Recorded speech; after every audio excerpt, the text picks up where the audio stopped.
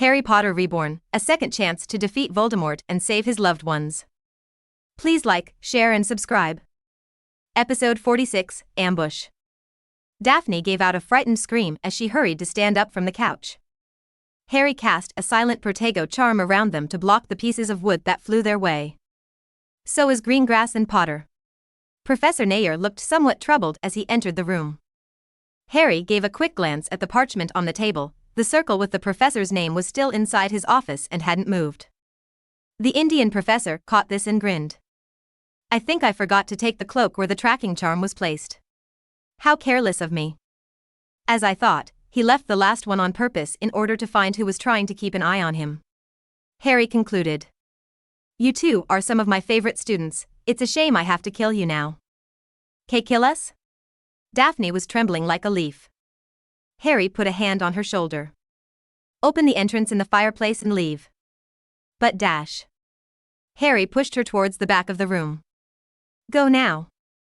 Daphne composed herself and nodded before turning around and running to the fireplace. The professor aimed his wand at her back and fired a red spell that Harry recognized as a stunner.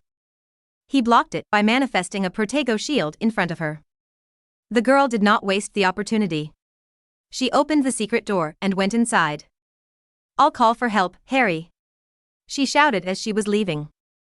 You can create a silent Protego charm, and you can even cast it on others. You have really been holding back on my classes, haven't you, Mr. Potter? He gave another glance at the passageway Daphne used to escape. I'll deal with the lass a bit later. Let's start with you. He aimed his wand at Harry. You won't be able to catch her before she reaches Snape's office, Harry said. That passage leads to the dungeons and the exit is very close to the potion professor's office. That's too bad for you then. Severus and the rest of the professors are currently in a reunion. And the headmaster left this morning for a Wisingamot meeting. The professor shrugged. So, no help will be coming. I'm sorry about this, I don't like killing children, but you shouldn't have stuck your nose in my business, Mr. Potter.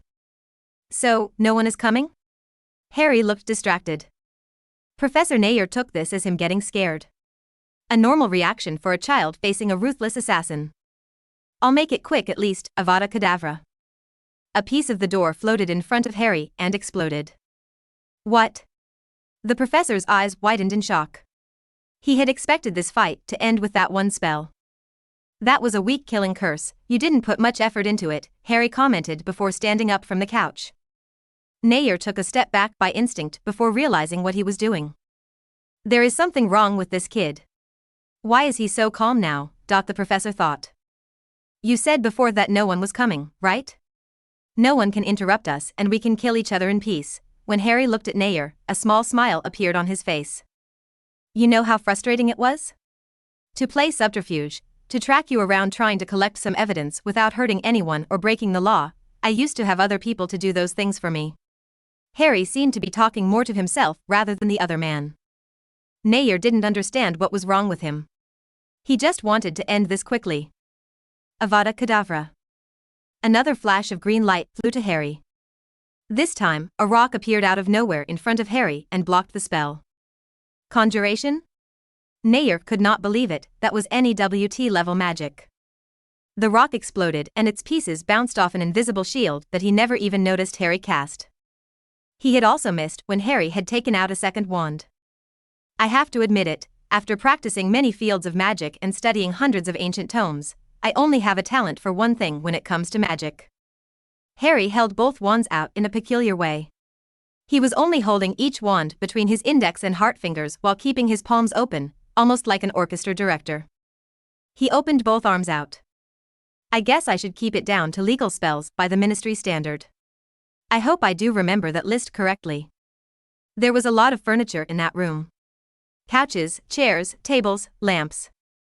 As soon as Harry moved his wands in a smooth pattern, every single piece of furniture inside the room was shot toward the front of the room where the professor was standing. Nair lifted the strongest shield he could muster and felt everything shaking as couches, tables and other objects impacted his shield at tremendous speeds and shattered in millions of pieces. After the assault ended, the professor looked in awe at the sheer destruction left behind. Had he not poured as much magic as he did to protect himself, he would have ended up being converted into a bloody mess of flesh and bones. What is this? Who are you really? Nair had met in the past some old wizards who used magical rituals to make themselves look very young and wondered if this was one of those. The person in front of him was certainly not a child. Harry looked at him and tilted his head sideways. You know who I am, I'm just Harry Potter, but never mind that. Now that the room is clean, we have more space for our duel. We can begin now. Begin? The professor blurted out. He had already thrown 2 killing curses at him and then was almost crushed to death by furniture. But for Harry, that didn't even count as a warm-up. Episode 47, Triple Casting Style. Omnia Mutatio. Harry said softly. The defense professor looked at him in perplexity. He had learned a very large amount of spells, but had never heard of that one. By the wording, he could guess it was a transfiguration meant to create a change in the physical appearance, but he didn't observe any change in the boy. He did not have time to think longer. Harry aimed both wands at him, each one was going through different motions. And then he heard it. Expelliarmus. Petrificus totalis. Incarcerus. 2 flashes of light and a set of ghostly-looking chains were conjured in an instant. Professor Nair reacted swiftly and put up a shield that blocked the spells and moved away before it shattered, but he was welcomed with another barrage. Locomotor Mortis. Densaggio. Tarantaligra. Expulso. Nair created a wave of condensed air to deflect the 3 curses that Harry threw at him. He recovered his balance and started at the young boy like he was some sort of monster. How are you doing it? How are you casting 3 spells at the same time? He was sure of it, he heard the distinctive voices every time Harry had performed his magic. Serpensortia. Arania. Scorpius. An entourage of venomous creatures appeared next to where he was standing. 2 big green snakes hissed at him and lunged at his legs while spiders and scorpions walked more slowly towards his position. The room was big enough to have some freedom of movement. Unfortunately for him, all of the previous spells cast by Harry had been pushing him against a corner when he found himself unable to escape. Did he plan this far ahead? But he had no time to think about useless stuff. Confringo. The head of one of the snakes blew up into pieces, but the other one was able to get on his side. Shit. Ah. The professor groaned in pain as the snake bit the lower part of his leg. Defindo. He used the cutting charm to remove the head of the venomous creature. He had to pry open and manually detach the head of the snake from his leg. His limbs trembled, something likely caused by the venom he had been injected. His eyes moved to the rest of the dangerous creatures, they were only a few feet away from him. Incendi dash. Right as he was about to finish his fire jinx, the wooden floor came to life. He did not have to presume much about the cause of this. Harry used free transfiguration magic on the floor. He detached the wooden planks and used them as an improvised catapult to launch the assortment of venomous creatures at the professors. Several scorpions and spiders attached to his tunic as the muscular man did his best to rid of them. Meanwhile, Harry continues to cast spells on him. Locomotor Mortis. Incarcerus. Langlock. As always, they came in groups of 3. Making it incredibly difficult for the professor to defend himself. Luminous chains attached to Nair's legs and caused him to fall. His tongue was twisted in an impossible manner, preventing him from uttering a single word while the small creatures continued their assault. Scorpions poked him on his hands and face while spiders got inside his robes and started to bite him with their venomous fangs. Keshav Nair was a combat veteran who survived countless dangerous situations. He has battled against all sorts of wizards and witches and always came on top. But he knew that this was going to be his last battle. Even if the massive amount of venom didn't kill him, then the boy, no, the thing who was now walking towards him, was not going to let him live. As Harry got closer to him, he noticed something peculiar under the dim lighting of the room. There was something unusual on the palm of his hands. He could not make out what it was until Harry stopped, just a few feet away from where he was lying down. Nair's eyes opened widely when he saw it. He finally understood how Harry managed to overwhelm his defenses by continuously casting 3 spells at a time. There were 2 disgusting human-looking mouths where the palms of his hands should be. This also explains why Harry was holding his wands in such a bizarre manner. He could not hold them normally as the wands would cover the mouths otherwise. That spell he cast at the beginning, something mutatio, he transformed his own body to be able to cast magic faster. No, is not that simple. Nair considered. Just adding some extra mouths or arms on your body was not enough to start casting multiple spells at the same time. One's mind would need to keep up and form the spells. These require wand movements, chantings, and mental images. He wanted to ask him who he really was under that disguise. He wanted to know the real name of the wizard who had bested him, but he was unable to form words as he was suffering from the effects of the Langlock jinx. His body was starting to go stiff. Nair had already lost complete control of his legs and his arms were going next. He knew he did not have much time left. I may not be able to win, but I can go with a bang. Nair moved his shaky right arm forward. The grip on his wand was still firm as he pointed it at Harry, who was now right in front of him. This was the best chance he was going to get. He could not make use of the killing curse, as this was one of the few spells that were impossible to cast silently. But there was another very deadly magic he could use in this situation. Nair focused everything in this spell. This was going to be the last time he performed magic, and he wanted to at least take his opponent down with him. Dark flames formed before his wand, creating a sphere of fire that started to grow quickly. A hand made of rock emerged from between the wooden planks and closed on his wand hand, extinguishing the flames and crushing his hand along with his wand.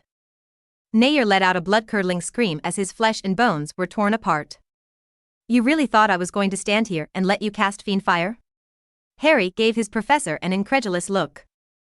It seems like I overestimated you, Professor Nair. Anyways, let's end this. I still have to think where to hide your body. One more rock hand appeared beneath his head. Episode 48, Explanations. Harry looked at the body of his dead professor. That was somewhat underwhelming, to think that it had me worried for a second. The fight with his defense professor had come at an unexpected time. He had hoped to at least be able to complete his magic storage artifact so he would not have to worry about being magically exhausted. But in the end, he didn't even need to deplete half his magic reserves. All the spells he used were low cost, but still, it ended very fast. Famous hit wizard from India, and the best you could do is a couple of avadas and a half-assed excuse of fiend fire. He sighed. Fine, let's not waste time. Daphne could come back at any moment with the other professors. He first stored his official wand inside his robes. Harry then dispelled all the creatures he had summoned before using a shrinking charm on the corpse of the defense professor. After that, he levitated the body, which was now the size of a peanut, and hid it inside the fireplace's secret entrance. He had several days to find a more permanent location for the corpse, but for the moment it was safe there. Reparo. He pushed a lot of his remaining magic out, forming a clear image of the original state of room in his mind. Thousands of pieces of furniture start to fly around and join other pieces, forming back the couches, table, chandelier, and other decorations until everything was the same way it was before the fight. Harry nodded, satisfied with the result, then walked into the hall and locked the room. At the end of the hall was a big window with iron bars and a set of stairs that led down. That will have to do. He aimed his secondary wand at the window. Bombarda. With a loud explosion, the window bars, along with a big piece of the wall, were completely destroyed, leaving a gaping hole in its place. All that was left now was to wait. Daphne must have had a lot of trouble finding the professors because it took almost 15 minutes before he finally heard the sound of footsteps approaching. Good thing my life wasn't actually in danger. Harry. Daphne and Professor McGonagall hurried to his side with Snape and Filtwick following behind. Mr. Potter, are you hurt? Miss Greengrass informed us about an attack. McGonagall examined him up and down. Harry looked down at himself. His robes were completely clean and he didn't even have a scratch on his body. He did consider causing a few injuries on himself while telling the tale that he was able to repel the stack of the professor long enough for him to give up and escape. But sounded too ridiculous. No one was going to believe that a first-year student could duel against a veteran hit wizard for more than 2 seconds without dying in the process. The only combat spell he is supposed to know is the Flipendo, and that can take you so far. It was better to make a different claim. He didn't hurt me, Professor. He said that his only target was Neville and he didn't want to hurt anyone else. Then he ran away. Harry pointed at the hole in the wall at the end of the corridor. McGonagall and Filtwick gasped. By Merlin, was it really Professor Nair? Asked the small teacher. Yes, Professor Flitwick.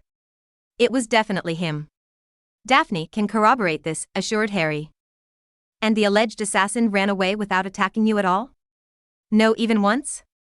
That seems very incredible, Mr. Potter. Asked Snape. Would I be alive if you wanted me dead, Professor Snape? Harry retorted. Humph. That was all Snape said before approaching the broken window and examining the scene. Why don't I take you two to the headmaster's office? I can call him from there and we can wait for him while drinking some tea, yes?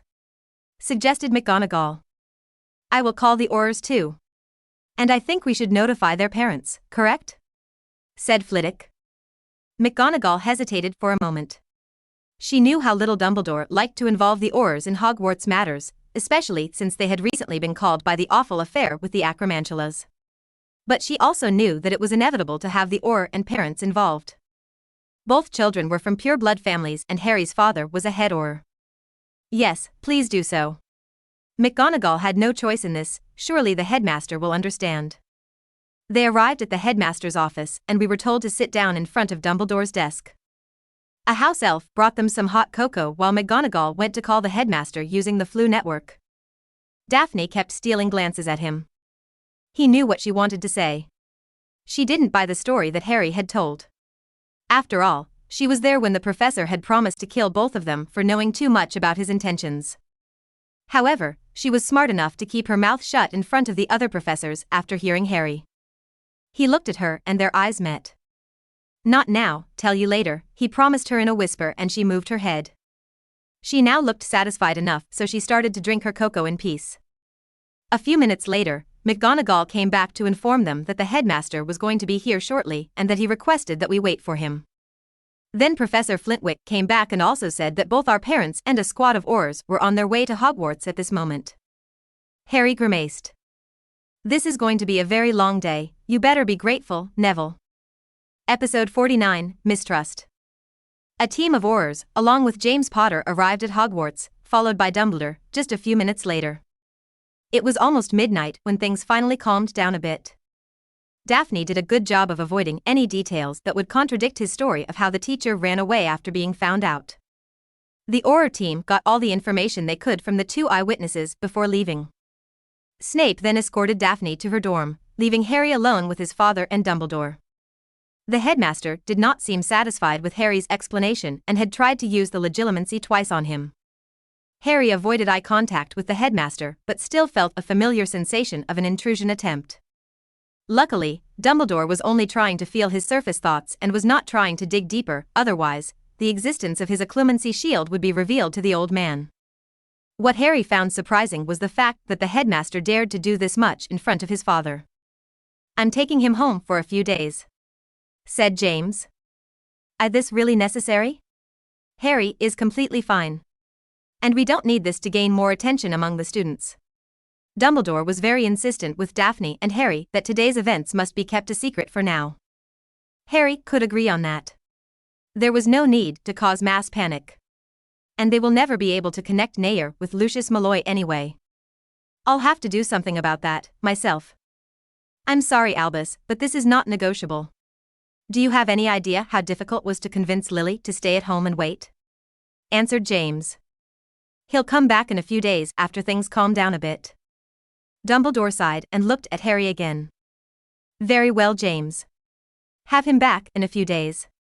I'll come up with some excuse for his absence. James glanced at Harry, and this one noticed something odd on his father's eyes. It was only there for a moment before disappearing. Let's go home, son. Your mother can't wait to see you. Harry took his father's hand and let himself be guided to the fireplace. You remember how to use Flu powder, right? The code is Potter Manor. Harry nodded and took some of the Flu powder in his hands. Potter Manor. Harry disappeared in a burst of green fire. When he came out of the fireplace, he found himself in an unfamiliar place. He was expecting to arrive at the main hall of the manor, but instead, he was in a spacious but empty room, surrounded by brick walls and only a handful of candles to serve as illumination. He heard the fireplace ignite behind him. What is this room? Harry asked. Potter Manor is a fake entry that leads to an underground security room beneath the manor. The real entry is Marauder's Nest. My real son has never traveled by Flu powder, so he had no way of knowing it. Who are you? Harry turned around and saw his father pointing a wand at him. Was my story that bad? He said, keeping his calm despite the situation. No, it was believable. But I found evidence of a fight in a nearby room. There was residual magic corresponding with a cast of the killing curse and also signs of a recent reparo charm being used on the furniture. Harry knitted his eyebrows. He didn't know about these detection methods. Moody never explained them to him, they mostly focused on fighting and survival magic. He had wanted to join the Aurors in the past, but the war started again before he had the chance. Now he had to think about what to do next. If it came to it, he was fairly confident in defeating his father. But he would lose his family if he did that. What would be the point of this second chance then? Can I trust him with the truth, or at least some of it? But if he couldn't trust his family, who could he trust then? It has become quite evident that hiding his abilities and intentions is going to backfire. He was sure that his father was not the only one suspicious about him. But Albus Dumbledore is going to be more subtle about it than James Potter. What happened to my son? James asked. As much as he wanted to hide his emotions, his eyes betrayed him. Answer me. I am your son, said Harry. My son would never have survived a fight with a veteran hit wizard. I never gave him any training either. I did try, but he hated to study any form of magic, he couldn't even. There was something else James wanted to add but decided not to. You are right, I am not the son you remember or the son you raised in this house. But I am who I claim to be. I can prove it, offered Harry. James frowned and kept his wand in place. So you claim to be my son, but not the one I raised. Since I am sure I only had one son, what are you claiming to be, a time traveler or something ridiculous like that? James said. No, is even more ridiculous than that. Harry thought. Why don't I start by proving my identity? May I take my wand out? A magical oath? James guessed his intentions. Fine, but no sudden moves. Harry did as told. He removed his ebony wand from his robes, leaving the other one inside his holster. He held the wand out for James to see. His father nodded. Go on. Harry made a smooth wave with his wand. I swear on my life and magic that I am Harry James Potter, son of James Potter and Lily Potter née Evans, so mought be. James's eyes opened like plates as he saw a flash of light, confirming the oath was complete. Impossible. Episode 50, The Truth. Right, I'm supposed to cast a spell now. Harry gave his wand a flick and in turn, James' wand was ripped from his hand and flew onto Harry's. James' shock was replaced by a wave of uneasiness as he felt his wand missing. Harry noticed the look his father was giving him but paid it no mind. He walked towards James and returned the wand to its owner. James took it with some hesitation. I have proven that I am who I claim to be and that I have no hostile intentions towards you or the rest of my family. What else would it take to convince you? Asked Harry. Must I take a blood pact? He added. No. James was quick to say. Those things are extremely dangerous. People have died for the minor of mistakes. Fine then, what else? James remained silent for a moment. What happened to you? I came from a future, a distant one, many years from now. He tried to choose his words carefully in order to reveal as little as possible. You come from the future, distant travel to the past is, wait. James recalled something important. This is not how time travel works, even if you did somehow manage to travel to a distant past, you would still be in your own body. True. But I doubt this was normal time travel, after all, I died. You died? James cried. Yes, I died, and then I woke up in my 10-year-old body. No memories of any childhood before that. He avoided mentioning that the future he came from was from a completely different timeline. And before you ask, no, I don't know how it happened or why I'm here. I was as confused back then as you are now. The day that you woke up in the hospital, after the incident. You were acting very strange and you had amnesia, but the doctor said it was normal. That was you then. James looked at him. Harry nodded. I didn't want to deceive you and Mom, but I didn't know how you were going to react if I suddenly started talking about time travel and stuff like that. When the doctor talked about the amnesia, I just took advantage of that opportunity. And considering your reaction. Harry's eyes moved to the wand that was still being highly held by James. His father noticed this and stored the wand back in its holster. But by the posture, Harry could tell he wasn't completely relaxed. Wait, you said you died before. How did that happen? James asked. Voldemort, he comes back, there is a very long war, most died, even me. Is best if I avoid telling you too many details about the future. So me and Lily also. James said solemnly. Yes, very early. And even Lyra and Holly too? James asked with dread. Harry chose to remain silent. He hated having to lie to his father. James took Harry's silence as a yes. My little girls. I can make another oath if you don't believe me. Harry offered. After all, the things he said were technically true. He just omitted some information. Although he would prefer to avoid another oath, no matter what, there were always some risks. No, you don't need to do that, Harry. James looked somewhat regretful. Sorry for doubting you, son. Thanks, Dad. So, what are we doing now? We should tell your mother. We cannot hide this from her, said James. Harry nodded. She deserves to know, I supposed. How do you think she is going to take it? Probably better than me, don't worry too much about it. Oh, before we go, there is something else I need to know. Is this about the missing professor? Asked Harry. James nodded. I would like to know what truly happened. Harry explained to his father about the information discovered by Lord Greengrass and how Professor Nair was hired by Lucius Malfoy. He then talked about his meetings with Daphne during the year and how the professor found them. Some of those things, James already knew, but there were many details that he and Daphne had avoided telling to the Aurors and Headmaster. So you thought it was a good idea to put tracking charms on a veteran hit wizard? Did I not teach you any better? Tracking charms, even the best ones, are not that hard to detect. And any decent assassin is going to be an expert at avoiding being tracked down. Yes, well, I have no excuse. Let's move on. Harry could only blame this mistake on his lack of experience in this type of war. So, what happened next? I know he didn't just run away without a fight. Oh, I killed him and hid the body. You don't have to worry about finding him. Harry did consider hiding that bit of information, but there was no advantage to it. It was just a matter of time before his father discovered that Professor Nair was no longer alive. And then, what little trust Harry had managed to acquire so far will be completely shattered. His father will never trust him again after that. And if he had learned something from today's events was that he could not do this alone. In his past life, he had many friends and companions who helped along the way. Without them, he would never have survived long enough to destroy Voldemort. He had been too naive to think he could do everything by himself. You killed him. James gave him an incredulous look. Harry nodded. I told you that I lived through a war, remember? Don't be that surprised by those things. How can I not be surprised when my 11-year-old son tells me he just killed someone? It was self-defense, thought. Harry explained. Okay. James calmed a bit. When we tell your mother, we are skipping this part. Episode 51, Truth Part 2.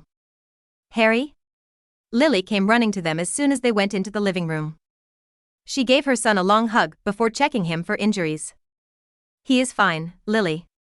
A healer has already performed a checkup on him. James measured her. Her eyes moved to land on her husband and she did not look happy at all. What took you so much time? It's been hours since we received the message. I had to sit here and wait here for so long. I'm sorry, things got a bit complicated. James looked at Harry for a second. We have some things to tell you. You have a lot to tell me. I only know that someone attacked our son and Daphne at school. Lily had finally let Harry go of her embrace and they all went to sit down. Before we start. Jamia closed the door and placed an anti-eavesdropping charm. Then, he approached the fireplace and temporarily disabled the floor network. This startled Lily. What is this about, James?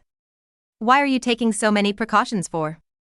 What we are going to tell you must not come out of here. Not even to our daughters, at least for now.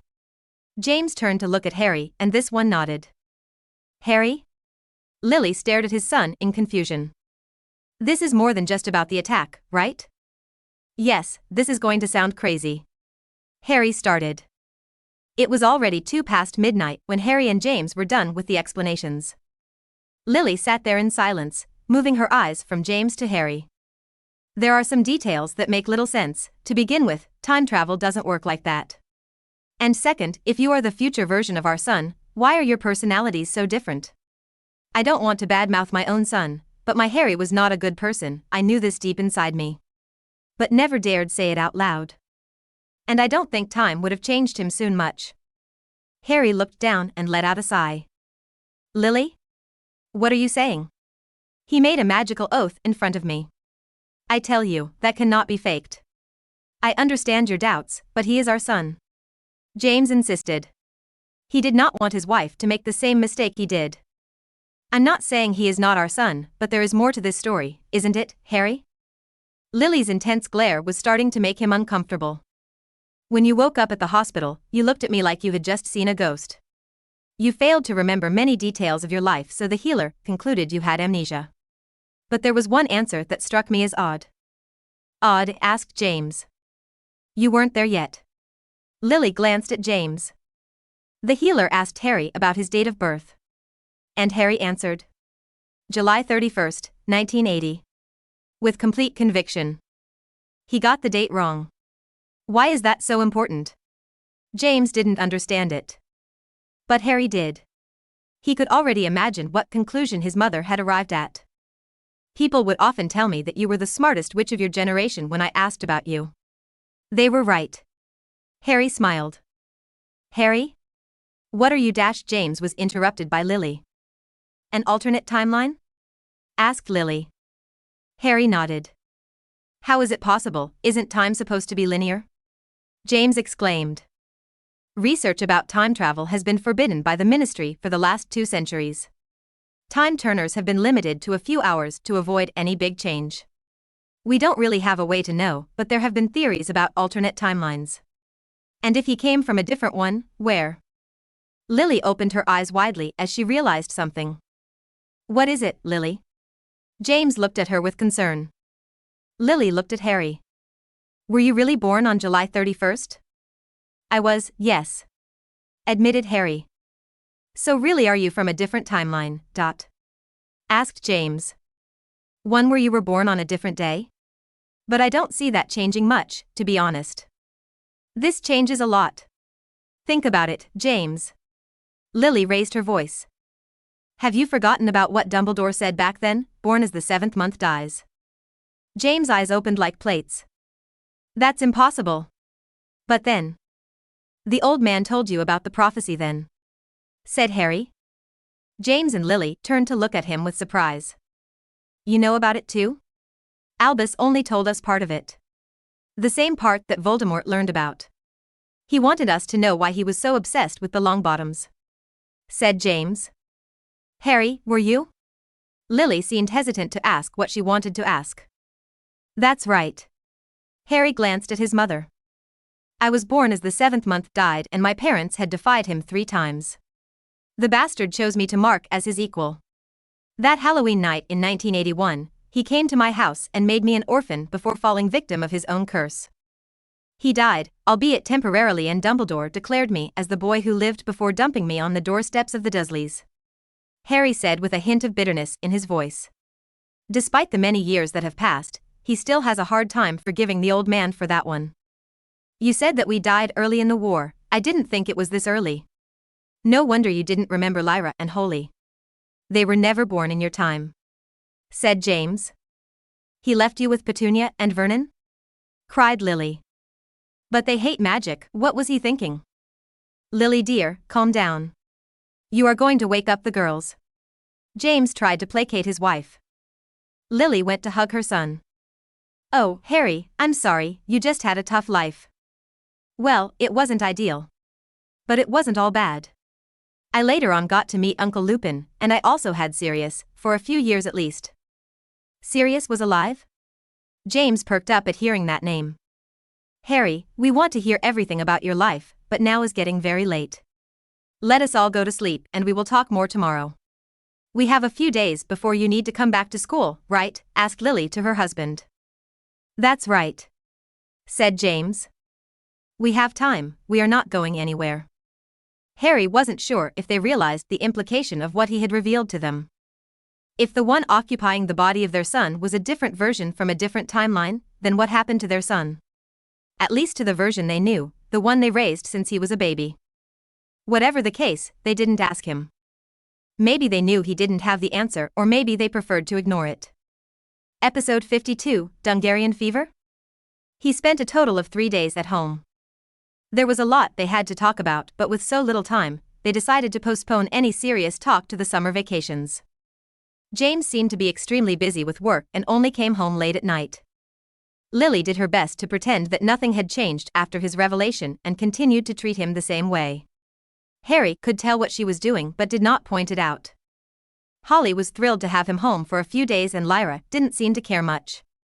She received some basic explanation about the events at Hogwarts and didn't ask any further. The lack of reaction his sister had after finding out about the attempt against his life was somewhat concerning. But something he didn't have time to worry about right now. His return to school didn't call for much attention. He was just a first year and most of the school didn't even know he existed. Even in his own year, he only talked with a few students. "You are back." Hermione greeted him with a smile after he entered the common room. She seemed to be the only one who had noticed him. "Are you feeling better from the Dungarian fever, was it?" she asked, looking a bit unsure. By Merlin's pants, what is a Dungarian fever? Is that the excuse Dumbledore promised to make he dot? Harry wondered. "I'm fine now, thanks."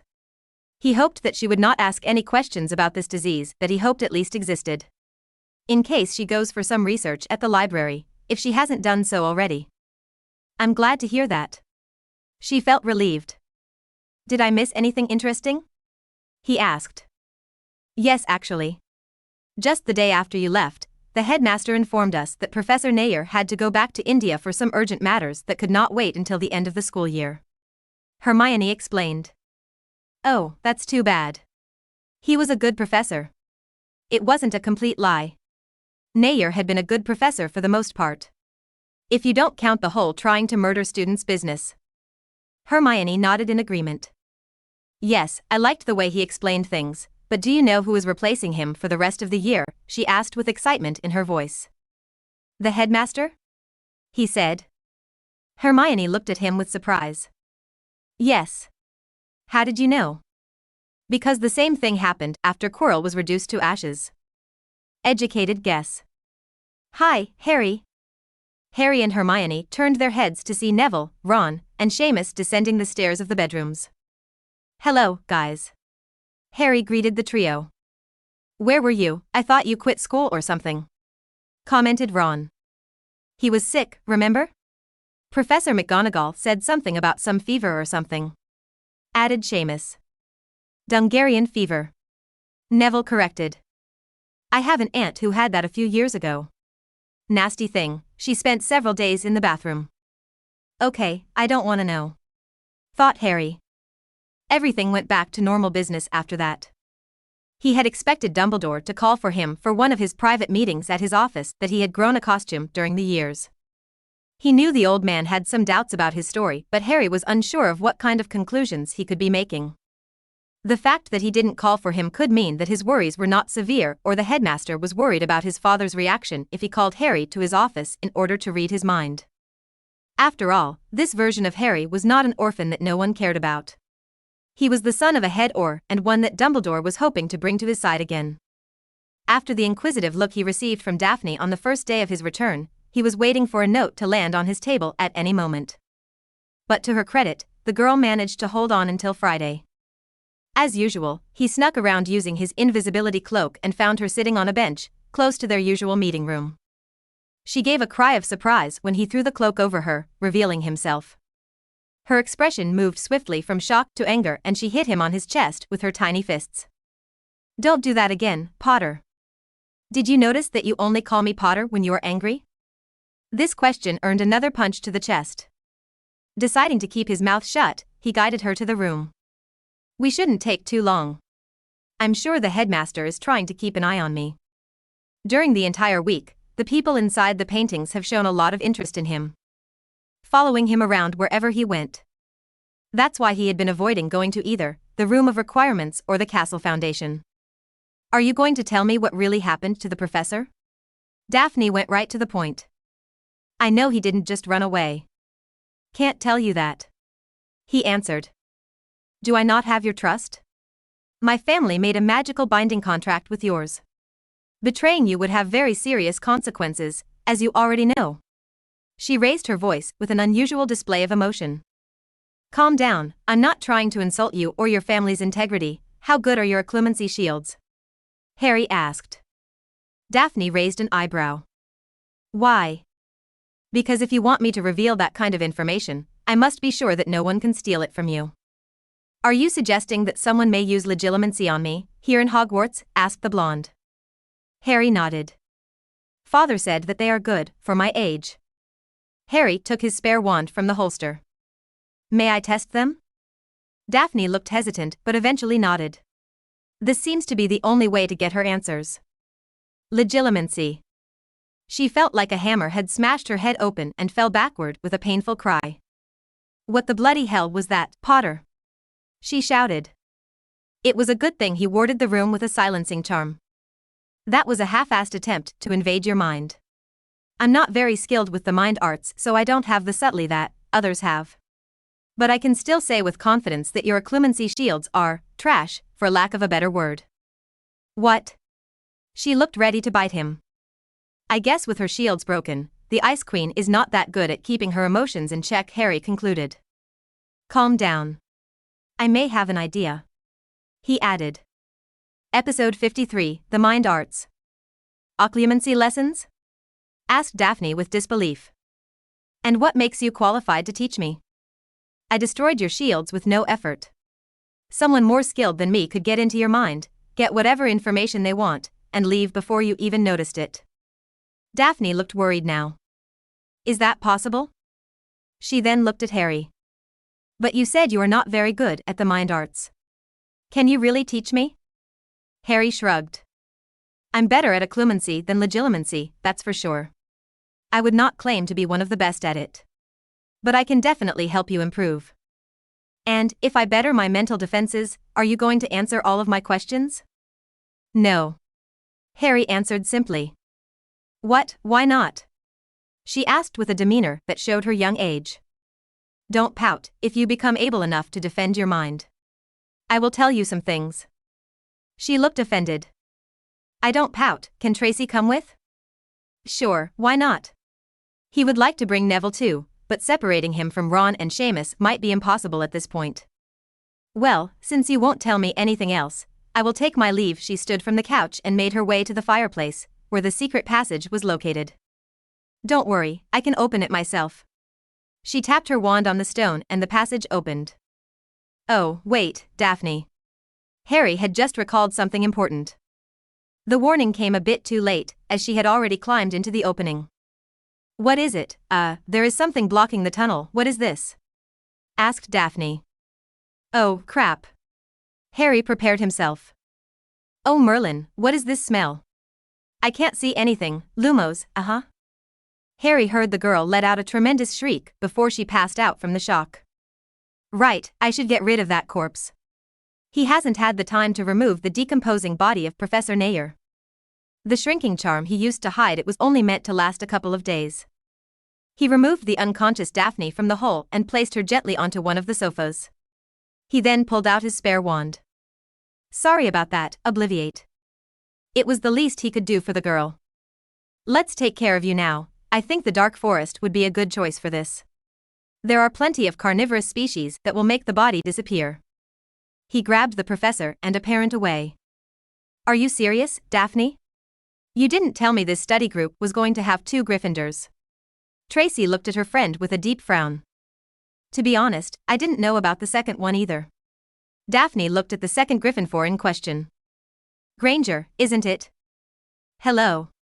Hermione looked very nervous under the invasive gaze of the 2 Slytherin girls. Harry decided to help her out. I figured that a study group would look more natural with more people. Hermione is already well known for her interest in academics, so you thought that we would be in less trouble if our housemates found out about this group? Asked Daphne. But she is a Muggleborn, said Tracy, earning a look from the other 3. I didn't mean it in a bad way. She was quick to explain. But how would Malfoy and the others react if they knew? We don't owe him any explanations. Daphne frowned. You don't, but there is no need to make things more difficult for you too. We can keep our activities a secret, suggested Harry. We are not breaking any rules, right? Hermione looked worried. Of course not. This is just another type of defensive magic, said Daphne. Then why couldn't I find anything about it in the list of magic taught at the school? Asked Hermione. Most children from pure-blood families are taught by their parents, so is not covered in Hogwarts curriculum, explained Harry. That's not fair. So Muggleborns never learn to protect their minds? Asked the girl. If they want to learn, they can buy a book about it. As Daphne said, is not illegal to learn it, is just not taught in school, Harry said as they continued to walk through the 6th floor. Here we are. He opened the door of an empty classroom. Professor McGonagall said that we can use any of the empty classrooms on this floor, as long as we leave before dinner time. That's very generous of her, said Daphne. Well, it was her favorite student, the one who made the request. Harry looked at Hermione, and this one became embarrassed by the comment. Oh, this classroom is smaller than the ones we use, but is very cozy, remarked Tracy. The class was indeed small, with only 10 seats in it, plus the teacher's table. The 3 girls went to look for a place to sit down while Harry closed the door. You are not the only one who finds these classrooms cozy, you know? Harry added. What do you mean? Wow, those seats are very comfortable. Hermione laid back on her chair. I mean that these isolated classrooms that no one uses are very tempting for older students to visit at night, for their activities. Harry chuckled. He knew this from first-hand experience. He and Ginny had visited several of them during his 6th year. Daphne realized what he meant while she was resting her head against the table. She jumped off the chair. Gross, what the dash. Tracy looked down at the table with disgust. Oh. Hermione left the chair in a hurry. Can we use a different classroom perhaps? The girl said with a disgusted expression. No, was Harry's answer. You really think there is any classroom here that hasn't been used? Get over it, I'll just teach you the cleaning charm, you'll be fine. Episode 54, Intruder. Another month passed in peace, and the end of his first year at Hogwarts was coming to an end. The scrutiny that Dumbledore had placed him under was seemingly done. He had not noticed any more paintings spying on him, and ghosts were not following him anymore. Whatever suspicion the headmaster had about Harry's actions was satisfied, or maybe the old man realized he was not going to find what he was looking for. Harry had spent the entire month without his usual trips to the Room of Requirement. The only thing he was able to train was his occlumency shield, while also helping Hermione, Tracy, and Daphne with theirs. He had considered going straight to the headmaster's office and telling him everything. About himself, his timeline, everything he knew about Voldemort and how that maniac had ruined the entire world. Things would be so much easier if he could count with the support of his old mentor and he did not need to hide his actions from him. But he had many worries and doubts that kept stopping him every time the idea popped into his mind. To begin with, he didn't know if, deep down, this was the same man he knew. Different events could lead to people with different personalities or beliefs. And even if he was the same person he was familiar with, how would his Dumbledore react to the information he had? There was no way to know for sure. One thing he was certain of, Dumbledore would never agree with his methods and the things he has planned on doing. Harry had long moved away from being his innocent pupil who only resorted to stunners and disarming charms. Those methods had proven ineffective against the Voldemort and Death Eaters he met in the past. The headmaster wanted to make his enemies see the error in their ways and give them a chance to change their minds and be better people. It was a nice thought, but it could only be applied to sane people. Trying to teach reason and morals to a group of immoral madmen should be considered madness in itself. It might be a bit early to cast judgment upon all Death Eaters of this world. But he could judge at least one of them. Lucius Malfoy had already gone too far. Hiring an assassin to kill an innocent child was beyond vile, and Harry was not willing to let that one slide. During this month, he had not heard a single thing about the progress of the investigation involving Professor Nair. But one thing was assured, Lucius Malfoy has not and will not suffer any consequences for his actions if is left to the law. I'm sure Father would also disagree with this too, but there is no other way. Harry continued to sneak around the dungeon corridors until he reached the entrance to the Slytherin dorms. The three boys he had been following since they left the Great Hall were about to open the entrance. Always pure, as soon as the words left Draco's lips, the two snake statues moved aside, revealing an entrance. The trio of boys went inside without noticing the invisible intruder following right behind them. Harry observed his surroundings from under his invisibility cloak. The Slytherin common room was a lot darker and gloomier than the Gryffindor tower. The lack of light could be explained by being below ground and lacking windows that could let moonlight inside. But with the great variety of magical lighting sources, this was unquestionably a design choice. He could spot a few groups inside the room. A young couple were getting busy in one of the corner sofas. Someone was reading a book in front of a fireplace. And a group of three older boys were occupying the couches at the center. Draco entered the room and stared at the couple in the corner, a bit taken aback by their lack of shame. "Oh, is Mr. Malfoy already interested in snogging?" The one who spoke and the other two boys started to laugh. "Shut up, Flint." Draco spat with anger. Despite the age difference, Draco did not have to show any special respect to his seniors in the house. After all, his father was one of the most politically powerful people in the country and he was his only heir. Even the oldest students treat Draco with care. Marcus Flint, the fifth-year Quidditch captain, was a tall but skinny boy. He smiled at Draco. "Don't be like that, Draco. I was just joking a bit. Yeah, we know you have a fiancée. If you want to try, all you have to do is ask her," one of the other seniors said. "Just make sure you don't leave her alone with Derek, that guy likes them very young." Flint gave Draco an honest warning. Draco frowned at the reminder of his engagement. This was something his father decided without his input, not that he had any reason to complain about the agreement, at least not a valid one. "I don't care for her, she is just an annoying girl." "Heh, give it a couple of years and Parkinson will look less annoying, I can guarantee you that." The last boy, a fourth year called Adrian Pusey, spoke. Draco got fed up with the topic of the conversation, so they left the common room at a brisk pace with Crabble and Goyle following right behind. The trio passed through a few corridors before stopping at a series of doors. Unlike the rest of the houses, Slytherin students had the privilege of individual bedrooms, so after speaking a brief goodnight to his two goons, he opened the door of his bedroom and went inside. He, of course, failed to notice that tonight, he had an unwanted guest with him. Episode 55, Kidnapper. Draco threw his bag to one side and paced around the room. "Tisk, so stupid. Why should I care for that annoying girl? If father hasn't ordered me to dash. That's not nice. To talk about your fiancé in such a manner." The voice of Harry had completely startled the boy. "Who's there? Show yourself," Draco shouted with as much authority as an 11-year-old could muster. It wasn't strange to Harry that Draco was unable to recognize his voice. The two of them had barely exchanged a few words during the entire year. "If this is a prank, I swear, I'm going to tell my father about this. Imperio. Wah dash." Draco was covered by a mist that entered his nostrils and made his eyes glaze, losing their vitality. Harry removed the cloak, as there was no more need of hiding. He just had to make sure to erase his memories after his business was concluded. "I'm going to ask you a few questions, you will answer only with the truth, is that clear?"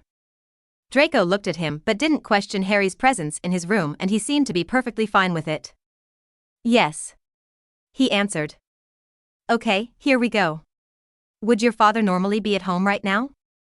The boy nodded.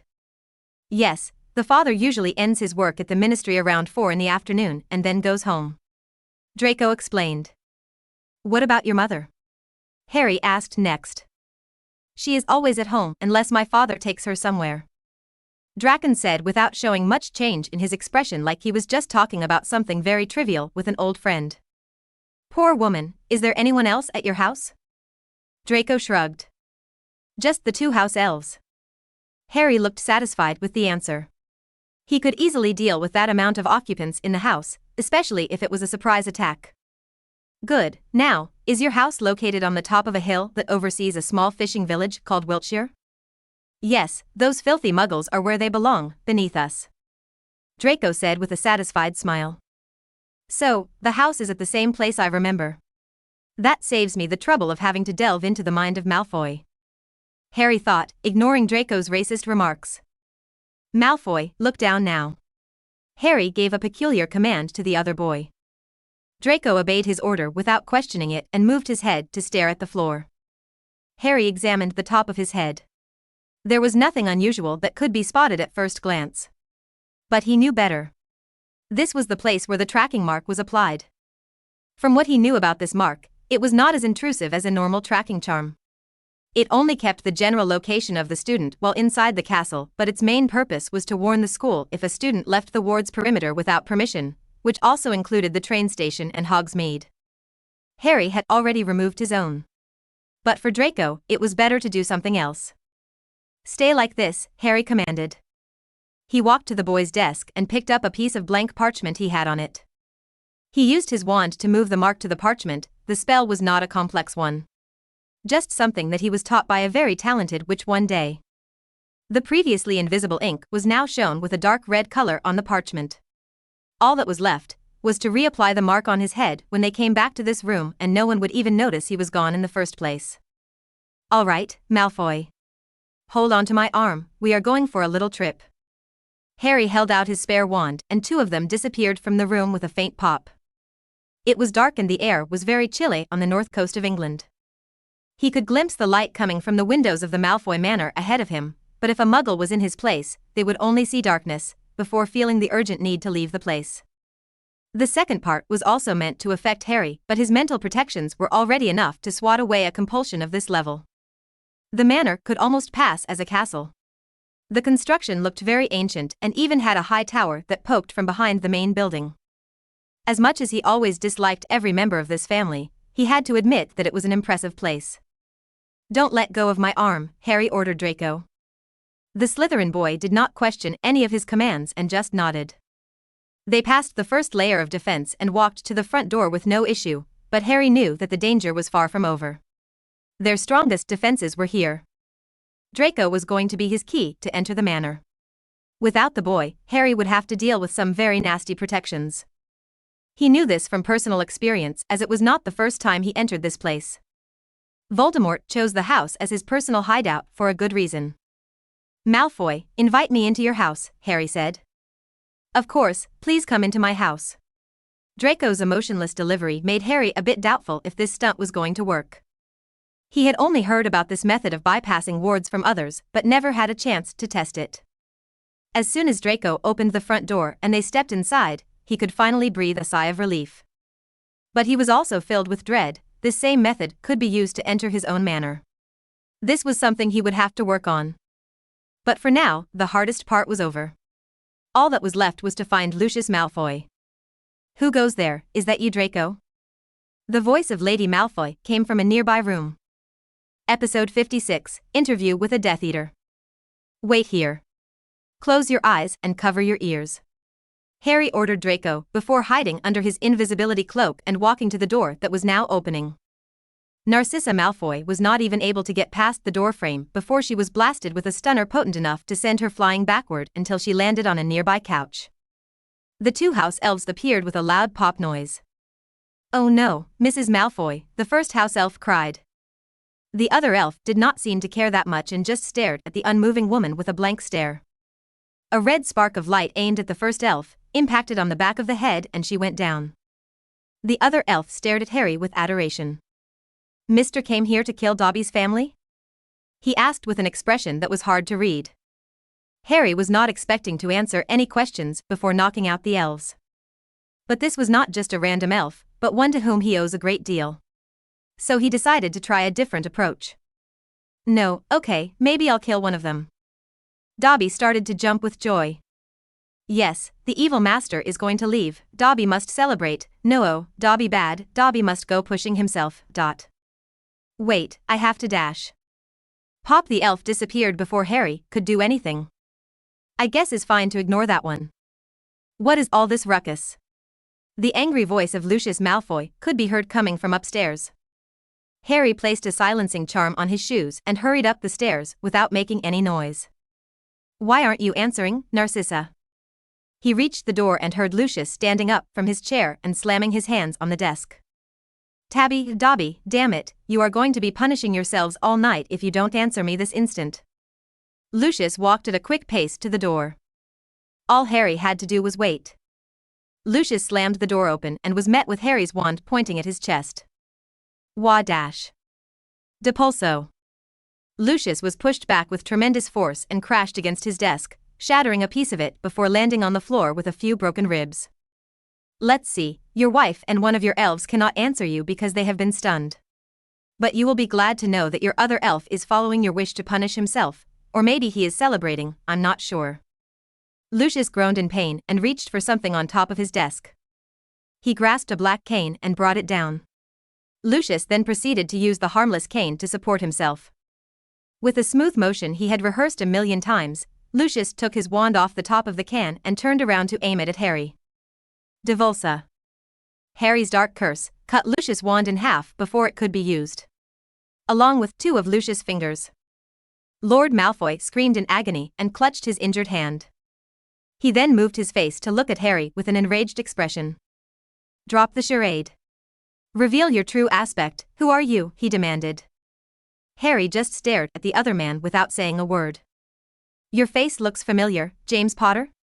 Is that you? His face contorted with fury.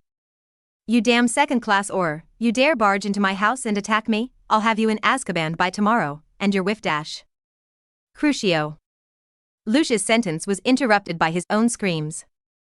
Harry only held the curse for a few seconds. He needed the man sane enough to talk. Lucius' body trembled like a leaf. And no. Lucius spoke between groans. The James P. Potter I know would never resort to use that. Does it matter who I am? And you would be surprised with how much can people change after you take away what's important to them. What do you want? Screamed Lucius. Just for you to answer a few simple questions, like, where is Voldemort and what is he up to now? Lucius flinched at the mention of the name. You are looking for the Dark Lord? I don't know anything about that. Yeah, I didn't expect you to talk that easily. That's why I came prepared. Harry took out a small vial with a dark liquid inside. Open up. Veritaserum? Lucius recognized the vial. Correct. This is the most reliable method to get the truth. Now open your mouth, 2 drops will be enough. Lucius continued to stare at him and refused to obey. Want to get the Cruciatus again? Don't make this harder on yourself than it needs to be. The Death Eater finally complied and opened his mouth. Harry then proceeded to empty the entire vial down his throat. Lucius started to cough violently. 2 drops was enough. You bastard. That was for wasting my time, Harry said nonchalantly. He waited for Malfoy to recover a bit. Okay, let's do a control question. When is the last time you fucked your wife? Lucius frowned and clenched his teeth, struggling against the potion's effects. But eventually, the compulsion to answer won. 3 years. Wow, poor woman indeed. Harry lamented. Is it because you are attached to men? No. Screamed Lucius. Harry looked at the empty vial with suspicion. Is this really working? He stole it from Snape's personal cabinet, so it should be genuine. I'm going to kill you for this.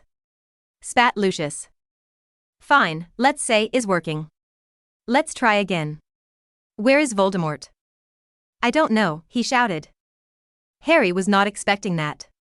If Malfoy was under some contract that prevented him from revealing that information, he should have remained silent.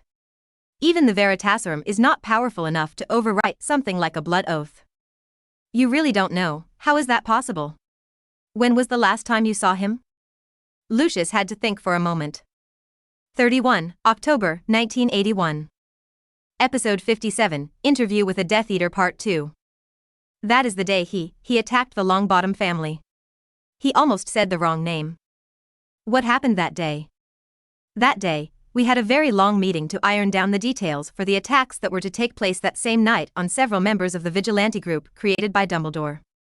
The Dark Lord had a special interest in the Longbottoms, so he decided to go alone, very much against our recommendation. What did you do then? My mission was to go with Dolohov and kill the Pruitts, damn blood traitors. Molly Weasley family. Harry recalled. Did you succeed? Harry asked. For the most part. Only a few of the women survived, for what I know. Lucius answered without noticing Harry's cold expression. What happened next? After our mission was completed, we went back to our hideout and waited for the remaining members to come back.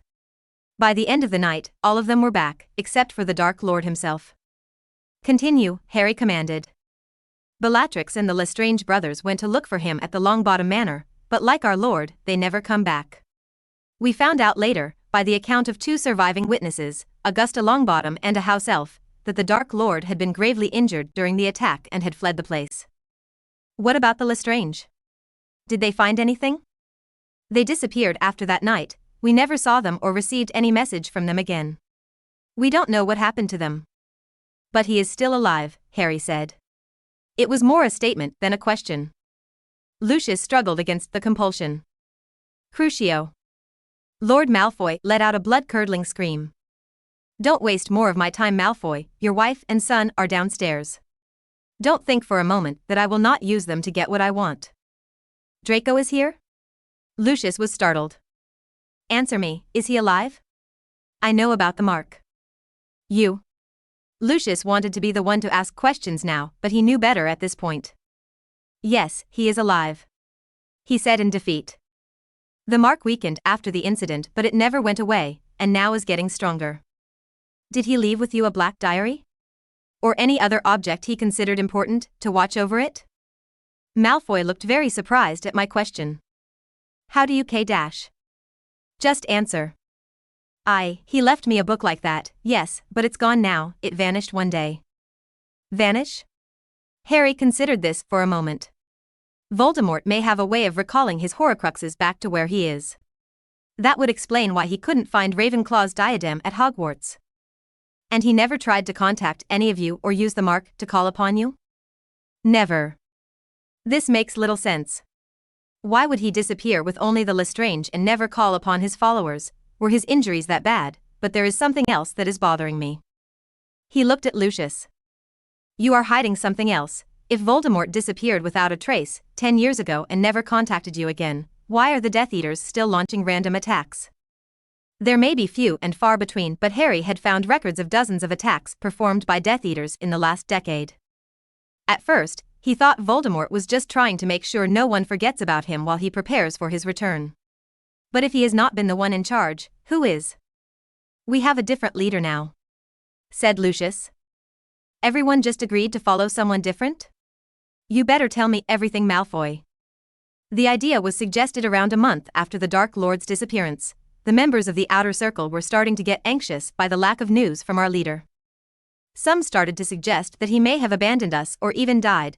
We were having a meeting at my house when someone came up with the idea of having one of us impersonating the Dark Lord in order to calm everyone. After all, only the members of the Inner Circle knew what the Dark Lord looked like. I don't think Voldemort would have appreciated that. Harry commented. So, who took the mantle of the new Dark Lord? Lord Parkinson. Parkinson, He didn't recall much about that man from his past life. Which can only mean he was very unremarkable. Okay, continue. It was only meant to be temporary, a few months, maybe a year, until our Dark Lord returned. But he never returned, and Lord Parkinson's influence became stronger as time passed. He gained the favor of most Inner Circle members, and then he started to show himself in front of the Outer Circle members during our big reunions. He wanted everyone in the organization to recognize him as the one and only Dark Lord. Harry could easily guess that man's intentions. Lucius nodded. His position has become unshakable now. He is truly a Dark Lord. And what is his goal? Certainly, you are not going to tell me that he expects to take over the county with his magical might. No, Lord Parkinson is only decent when it comes to practical magic. But he is a cunning man. We have spent years following his instructions to infiltrate the most influential positions in the ministry as well as gaining seats of the Wisergamot to our side. In just 1 or 2 more years, we could have complete control of the country. A war of politics, Harry said with dread. He had no clue how to fight something like that. And why did your group start to increase the attacks recently? He asked. What do you know about the attempted kidnapping of Lily Potter? He added. Oh, that. That was just a plan to lure out James Potter. The Auror has been sticking his nose in our business too much lately. He has been trying to gather evidence of any illegal dealings. You planned to use his wife to lay a trap for him and kill him. What about her? Were you going to kill her too? He tried to sound detached at least. A smile appeared on Malfoy's face. Eventually, after we had our fun. Harry clenched his wand. If that's why you don't touch your wife, you only liken it when they resist, is that it? Malfoy would have probably answered that one even without the Veritaserum. Is the one thing those mudbloods are good for. I like to see them squirm beneath me like Dash. Avada Kedavra. While he was reminiscing about his good times, a flash of green light hit Lucius Malfoy on his chest and his lifeless body fell on the polished wooden floor. Enjoy your time in hell, Lord Malfoy. Episode 58, 7 Arkstones Array. It's perfect. Harry smiled at the formless metallic and multicolor substance floating in front of him. He had been a bit worried about losing his batch of magicite alloy since he hadn't been able to check on it for an entire month, but after a thorough inspection, he concluded that everything was in a perfect state. This may be the best one I have ever created. The ambient conditions of this chamber seemed to be ideal. He clutched his wand and started to transfigure and reshape the metal. There was no time to waste. Once it was out of the cauldron, the magicite alloy would start to cool down and solidify very rapidly, and once it was done cooling, the metal would become nearly indestructible by any means. Harry got to work. He started by dividing the mass of molten metal into 7 parts. 4 were transformed into rings, 2 into earrings, and the last one took the shape of a pendant. Now, on to the next step. The 7 small arkstones he had prepared in advance flew off the table and embedded themselves into the jewelry pieces he had just created while the metal was still soft.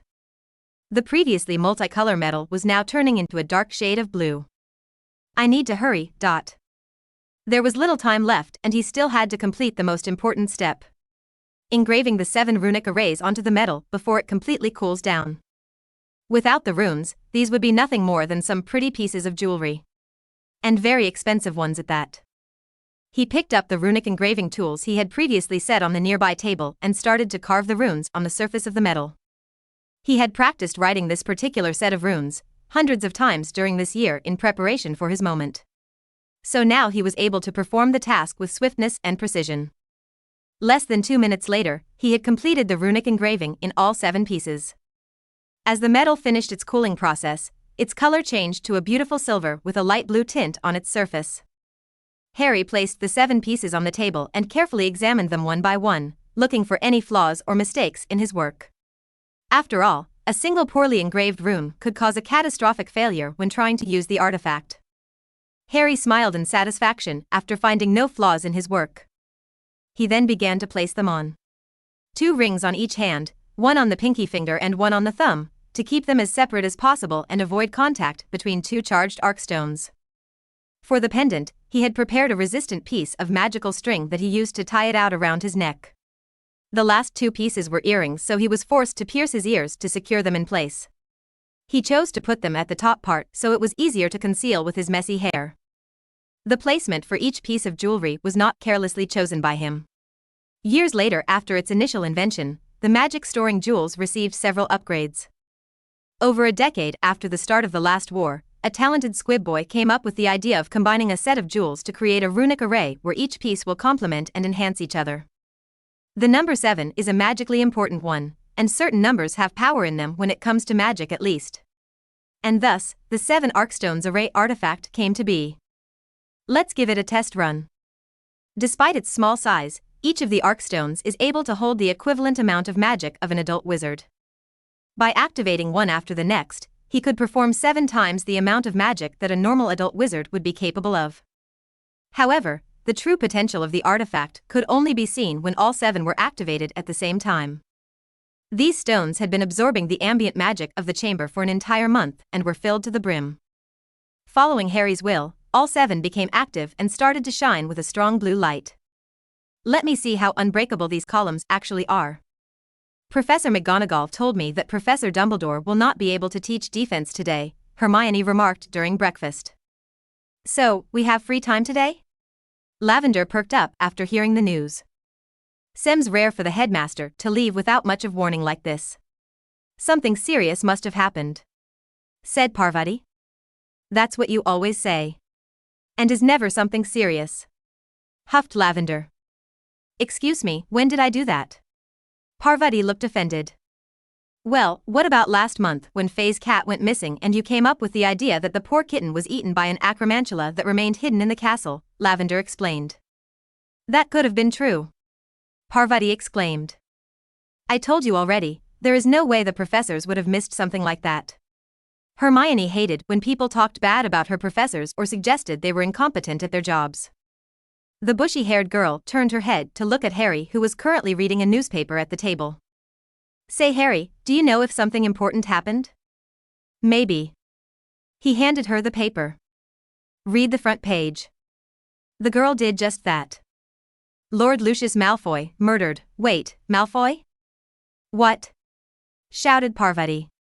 Let me see that. Malfoy, like Draco Malfoy from Slytherin? Hermione had only seen him a few times when he came to pick up fights with Neville. That's his father. I just noticed that he is missing from the Slytherin table. Lavender said. This is a huge deal. According to my father, Lord Malfoy was one of the most influential wizards in the country. Parvati said while looking at the paper cover. Harry went on to finish his breakfast, not really caring much for their conversation. One down. He told to himself. Episode 59, just the beginning. The school year came to an end without any more extracurricular activities. Draco had been a lot quieter after he came back. He also stopped trying to pick fights with Neville, Ron, and Seamus, and at least Neville was grateful for that. It was hard to tell how this change was going to affect Draco in the long run, but this was not something Harry was going to worry about at the moment. He had better things to think about than Draco Malfoy. The boy who lived had a bit too much excitement for his first year, and became somewhat paranoid when he was outside the common room.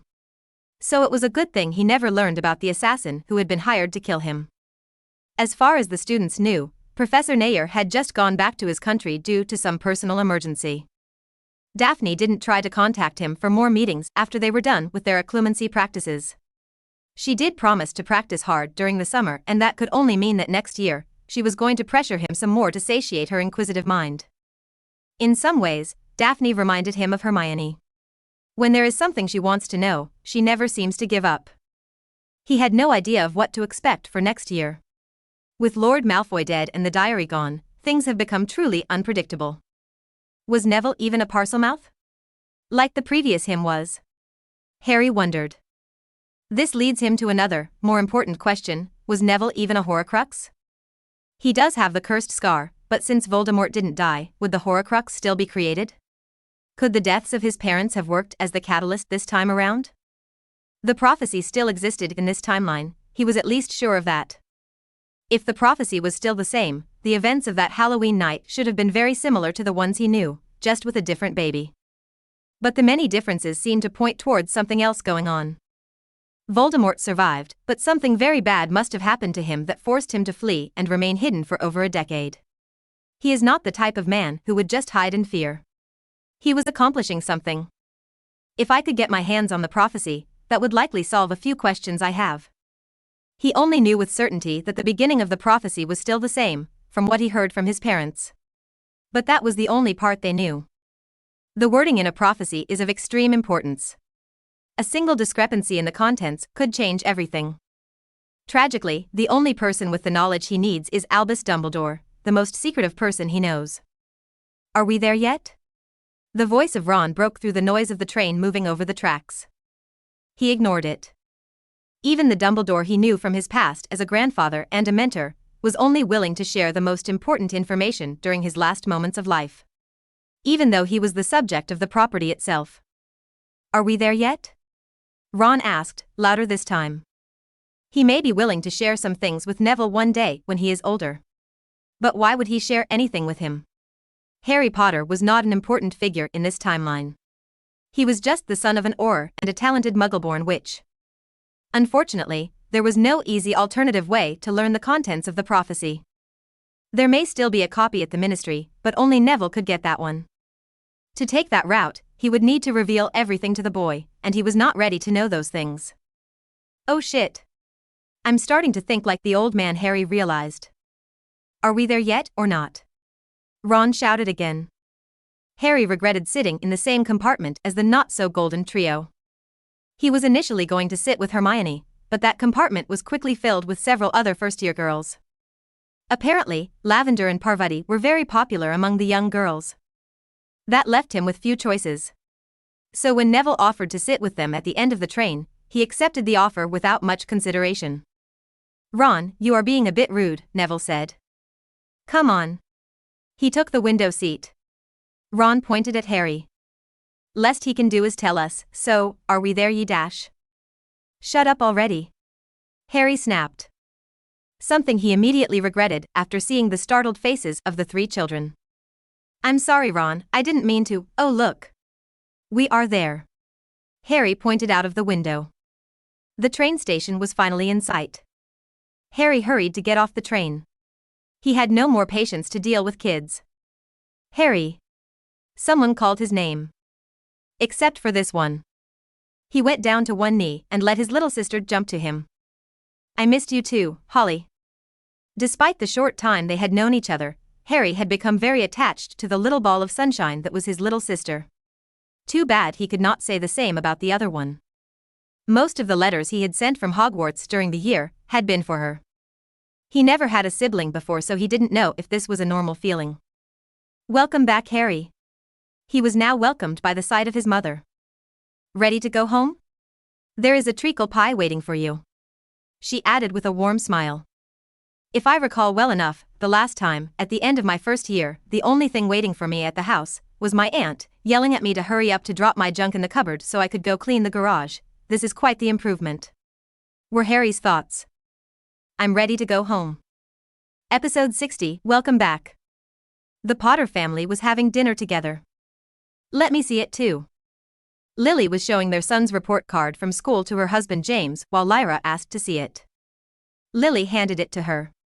"Here." A smirk appeared on Lyra's face. "You only got acceptable, PFFF, wait until I get to Hogwarts, I'm going to bring a lot of outstandings." "Lyra, that's enough," warned her mother. "But Mom, is true. I have been studying all year and I even have your notes for charms. There is no way I will not get a few at least." "Lyra, that's not what your mother is upset about, and you know it," said James with a stern expression. The girl glanced at Harry. He wasn't even looking at her, and instead, he just focused on enjoying his dessert in peace. This appeared to make her angrier. "Is it because of what I said of his grades? But who cares? Look." She pointed at Harry. "He doesn't care at all what I say, dot." "Lyra, that's quite enough," said James. She looked at her brother again. He had just finished his piece of tart and was now licking the fork. He has been like a completely different person since he came back from the hospital. He doesn't seem to care about anything, is like he lost half his brain or something, dot. "Enough," shouted Lily. "Go to your room, now." Lyra huffed in annoyance, threw the report card on the table, and rushed out of the kitchen. The kitchen remained in silence for a few seconds after Lyra slammed the door on her way out. "It seems like my lack of reaction has backfired," remarked Harry.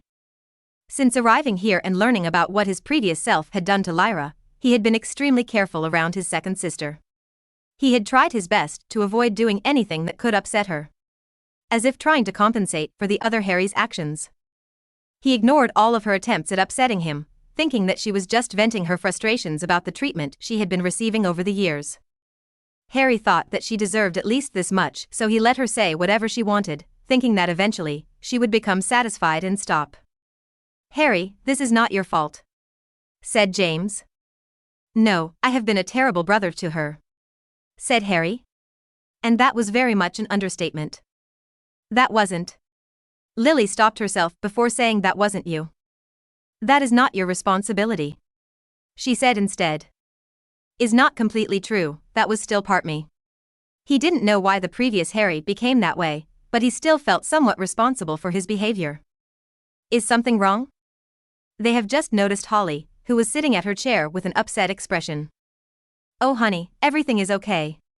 We just had a little misunderstanding, that's all." Lily tried her best to calm her daughter. "Do you want me to go talk with her?" asked James his wife. "No, let me do it. I have been meaning to talk to her about a few things," said Lily. "I can take Holly to play for a bit," offered Harry. The mood of the little girl improved immediately. Really? Sure, you know? I brought with me a set of exploding snaps. Why don't we try it out? He had found an old set from the 1800s in the room of requirement. The idea was to sell it, but after finding out that it wasn't particularly valuable, he decided to keep it. That game is a bit dangerous for a child, Harry, said Lily. You are exaggerating, Lily. The modern sets come with several safety features. Is completely secure. James brushed off her worries. Fine, but only for an hour. Then is bedtime for you, little lady. She hugged her daughter before placing her down so she could go with Harry. Why don't you wait for me at the library, Holly? I'll go get the cards from my bag. Harry looked around the kitchen until he spotted the elf, waiting on a corner. Oh, before I forget, Mipsy. Yes, Master Harry? Is there anything you need? The elf approached. No, I just wanted to say that the treacle tart was delicious. I would love to eat it again sometime. The elf had a bright smile. Thank you, Master Harry. I can make it again anytime you want. Don't take her on that offer, Harry, you'll get fat. His father warned. Okay, I'm going to take Holly to the library and then I'll go check on Lyra. Don't let her wait too long by herself, Harry. And remember to bring her to her room by 8 o'clock. Said her mother. Of course, Mom. Harry was about to leave the kitchen when he noticed his father. It seemed like he wanted to say something. Harry, tonight after you take Holly back, I want you to come talk with me at my studio. There are some important things we must discuss. I know you must be tired, but I may have to leave for a work trip tomorrow, so we need to talk tonight. Sure, Dad, I'll be there in an hour, Harry promised. After putting out the fire at the library and escorting his little sister safely to her room, Harry made his way to his father's office. Man, those exploding snaps were truly dangerous. I don't remember them being so potent. He could not help but wonder if that set was defective. I'll have to buy some new ones. No more secondhand stuff. He promised himself.